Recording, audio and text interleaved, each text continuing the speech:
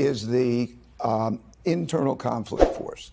The left and the right, differences in wealth and values causing a conflict that we're seeing it changing our political order. So the first is changing our monetary order. The second is changing our political order internally. And then the third is the great world order.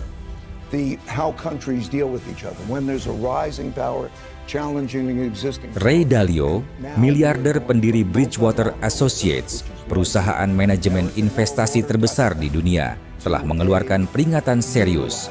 Amerika Serikat dan sistem moneter global berada di ambang krisis yang bisa melampaui resesi 2008, bahkan krisis kehancuran standar emas 1971.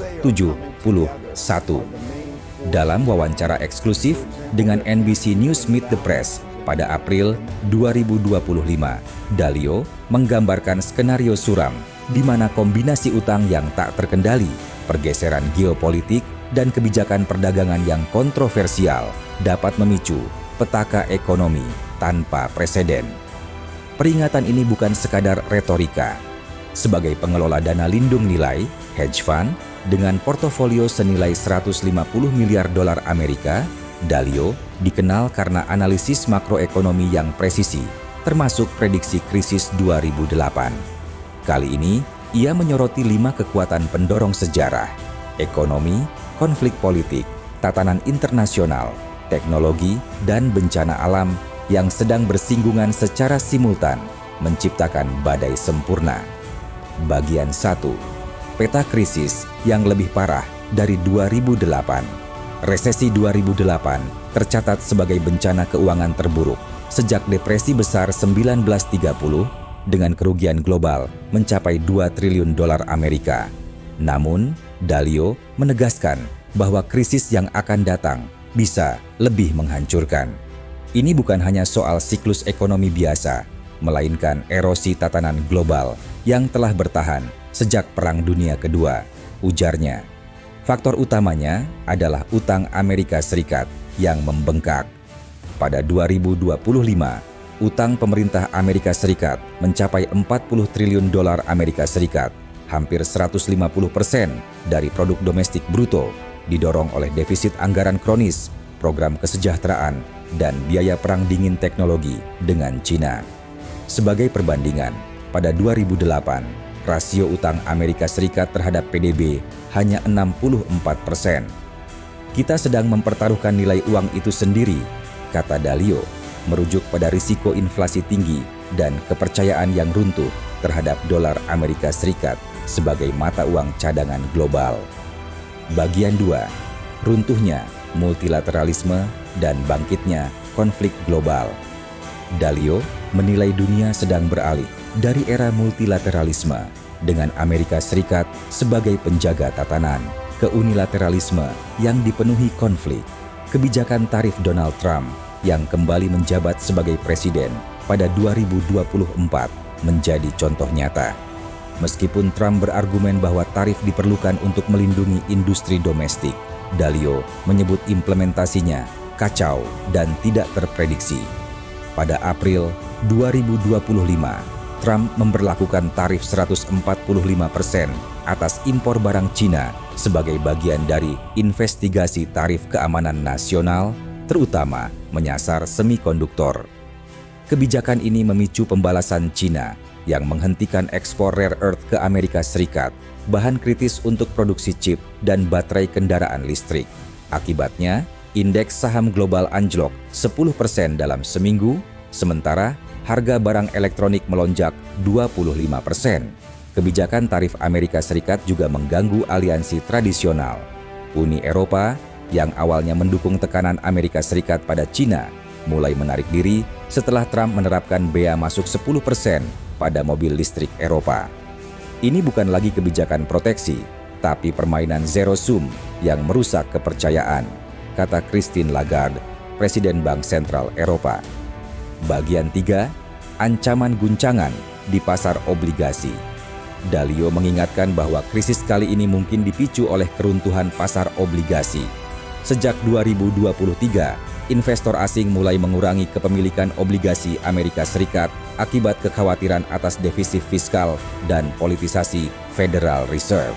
Pada Maret 2025, imbal hasil obligasi 10 tahun Amerika Serikat melonjak ke 6%, tertinggi sejak 2000, meningkatkan biaya pinjaman pemerintah dan perusahaan.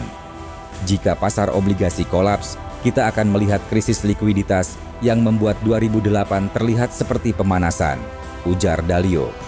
Krisis obligasi bisa memicu domino effect. Dolar Amerika Serikat melemah, inflasi meledak, dan pengangguran meroket. Dalam skenario terburuk, Fed mungkin dipaksa mencetak uang secara masif, memperparah ketidakpercayaan terhadap sistem moneter. Bagian 4. Teknologi dan Perang Dingin Digital. Perang teknologi Amerika, China menjadi faktor katalis lain. Dominasi Amerika dalam produksi semikonduktor, 65% pasar global, dan kontrol China atas mineral langka, 85% pasokan dunia, membuat keduanya saling tarik-menarik kepentingan. Pada 2025, Amerika menggunakan ini sebagai senjata, membatasi ekspor chip ke China setelah sanksi terhadap Huawei diperketat.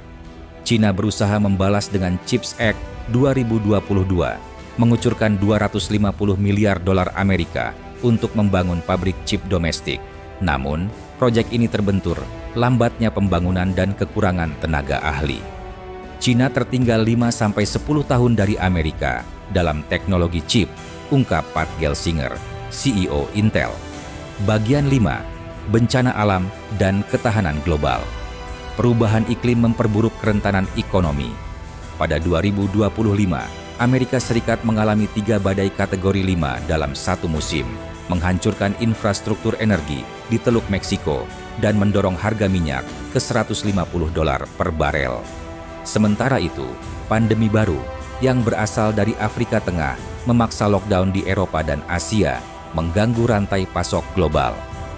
Bencana alam dan kesehatan adalah pukulan ganda bagi ekonomi yang sudah rapuh, kata Dalio.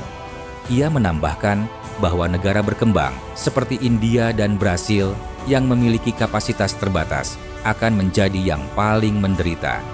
Bagian 6. Jalan keluar, kooperasi atau bencana.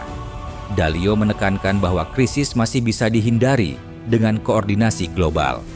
Pertama, Amerika Serikat harus memangkas defisit melalui reformasi pajak dan penghematan anggaran. Kedua, Washington perlu kembali ke meja diplomasi, menghentikan kebijakan tarif sepihak, dan memperkuat institusi seperti WTO. Namun, realitas politik Amerika Serikat menyulitkan solusi ini. Polarisasi antara Partai Demokrat dan Republik mencapai titik tertinggi dengan Kongres gagal menyetujui anggaran dasar pada 2024. Tanpa kompromi, kita menuju jurang, ujar Janet Yellen, Menteri Keuangan Amerika Serikat. Kesimpulan, titik kritis peradaban modern. Peringatan Dalio bukan sekadar ramalan suram, tapi seruan untuk bertindak. Sistem Bretton Woods yang lahir pasca 1945 sedang diuji oleh naiknya populisme, perang dagang, dan ketimpangan struktural. Jika Amerika Serikat dan sekutunya gagal beradaptasi, tatanan ekonomi global mungkin akan digantikan oleh blok-blok regional yang saling bermusuhan, skenario yang berpotensi memicu stagnasi dekade panjang. Sejarah menunjukkan bahwa kehancuran seringkali dipicu oleh kebutaan akan risiko. Apakah dunia akan belajar dari kesalahan 2008 atau justru terperosok ke dalam petaka yang lebih gelap? Jawabannya tergantung pada pilihan kolektif yang dibuat hari ini. Dengan kompleksitas tantangan ini, masa depan ekonomi global tergantung pada kemampuan para pemimpin untuk melihat melampaui kepentingan jangka pendek, sebuah ujian yang sangat menentukan di abad ke-21.